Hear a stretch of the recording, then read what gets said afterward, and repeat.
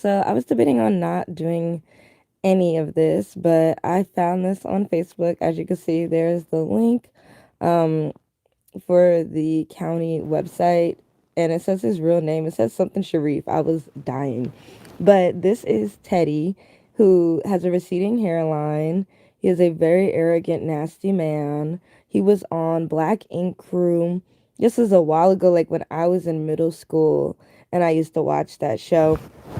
When I look back on it, I think about how that show was very, very colorist, misogynistic, and sexist. And I feel like the only person who left it for better was Sky, but still Sky did go and get her body done, which still says a lot about society and herself and feeling like she cannot make it out anywhere if she doesn't do these things.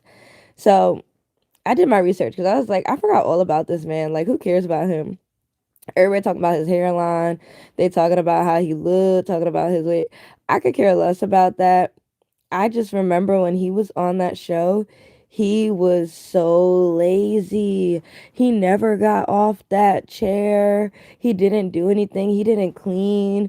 He would watch the women clean up the shop and would never try to help out. He didn't make any money. This man makes no money. He never had a job. He never had a job.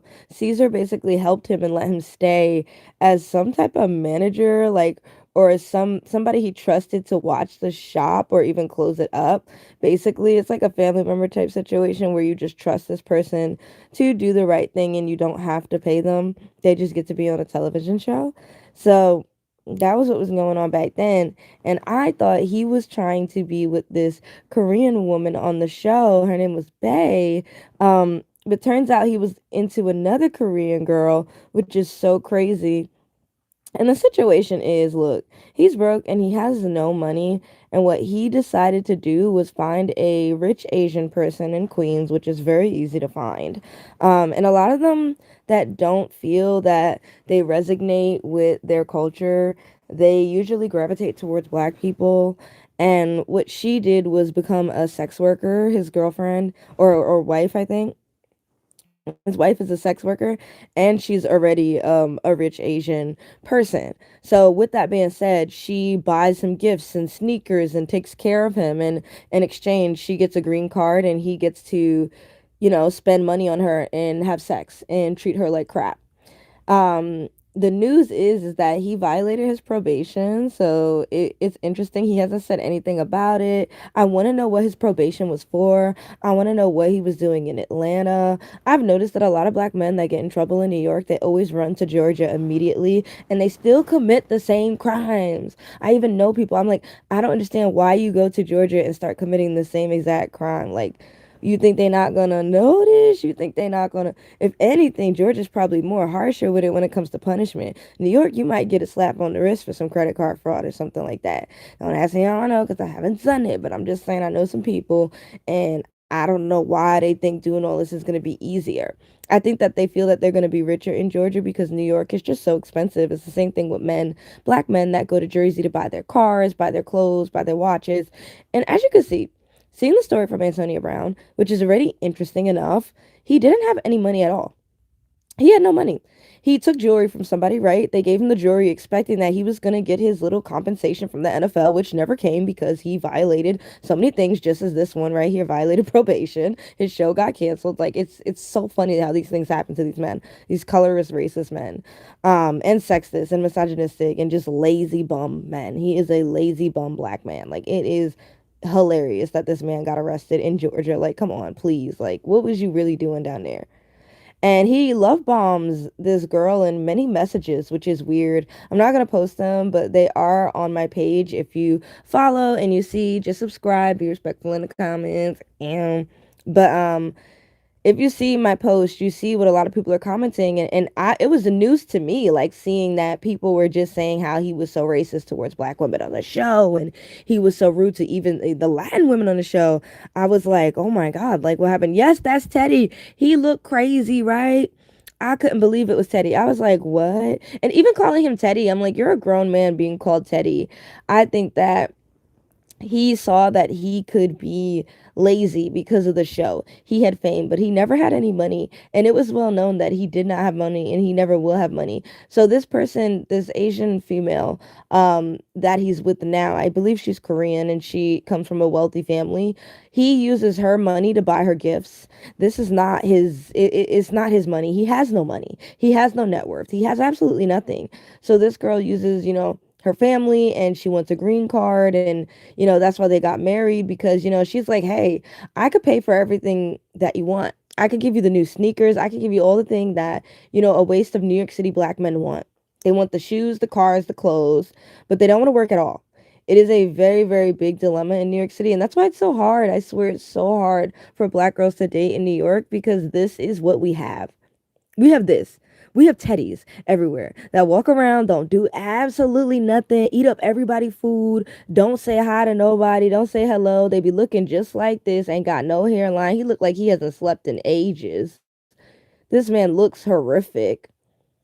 And I think it's good that he's not with black women. I think that black women should not be around a person like this. It's scary, it's nasty, and I don't want that for nobody. I don't want that for myself. But I think it's very interesting because on the show, he really played as if he had money and he had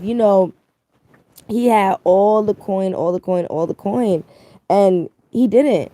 And I really want to know, do y'all know like his probation, like what he violated? Hi, I hope you're doing well.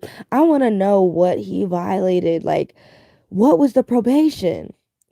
What it doesn't say it. Like I feel like it's somewhere in some court documents, but I want to know. I want to know what he did because I think this story is very interesting. I think seeing him like this is interesting. He looks ashamed. I think he looks ashamed, and he's just like it's about to come out. Like he knows it's all about to come out. Um, but Black Ink Crew was problematic in itself. They would hit women. They would have women fighting. They would jump people. That's out of hand. It really got out of hand. I was like, we're not even gonna see somebody do a tattoo today. But I love how in a lot of the comments, everyone says he was like lazy, misogynistic, sexist. He was like disgusting couch potato. He should have stayed on his couch. Everybody went in on him. And I was like, rightfully so, because I was age and I saw this Asian sex worker on his page that was now my guy. You are late and that it's exploiting herself. And, I don't think funny because I think she does come from a Korean wealthy family somewhere. I don't know what they're doing, but she's deciding to want to take on her own fame. Like it's different for a lot of these Asians. They have wealth, but they don't have fame. And when you come to New York, you can either go two ways. You can go down the route of, being unknown and just staying wealthy and having a bunch of friends that are in the white community, or you can want to be known, want to be the hot girl, and you can go to the black community where they're going to think that you're God, basically. Like Teddy probably thinks this woman is God because he can pay for everything. She can pay, sorry, he wish she could pay for everything for him. And I think that's sad. Nobody should want that for themselves, especially as a man. Teddy is not a provider. He is a loser. He is a terrible black man. He's disgusting. He's racist. He's colorist. And those messages that he sends her and posts, like, are just so pathetic. So pathetic. If she had no money, I don't care if her body does look like this and she got all this plastic surgery to look like a black woman. If this woman had no money, I'm telling you, you would not see a ring on her finger. And I think that's also the dilemma of today. Like, women, we have money, we work, but it's more of a sense of, are we going to allow this man to use our money? Teddy, look at this mugshot. Look at this mugshot. Guess who paid for him to get out? Yeah, I just want y'all to guess. Guess who paid for him to get out? I want y'all to guess. I really do. I don't think his family liked him because he never wanted to do anything. He never felt like he needed to. I don't know if he's from a Eastern African like culture, but he's never felt like he needed to do anything in that shop and just in general, even with women, he's never felt he had to do anything. And it's so weird. It's so gross. He thinks that Asian culture is submissive, which it can be, but for you to be with someone and take all of their money and act like, you're taking them out and buying them things when you're really not. They're buying you these things to buy them.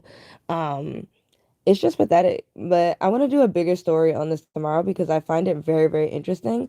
Remember to subscribe. It helps my channel. Remember to like the video. Remember to comment. Be respectful in the comments. And I love everyone. Y'all are welcome to my channel. And hey, say what's up. Bye, y'all.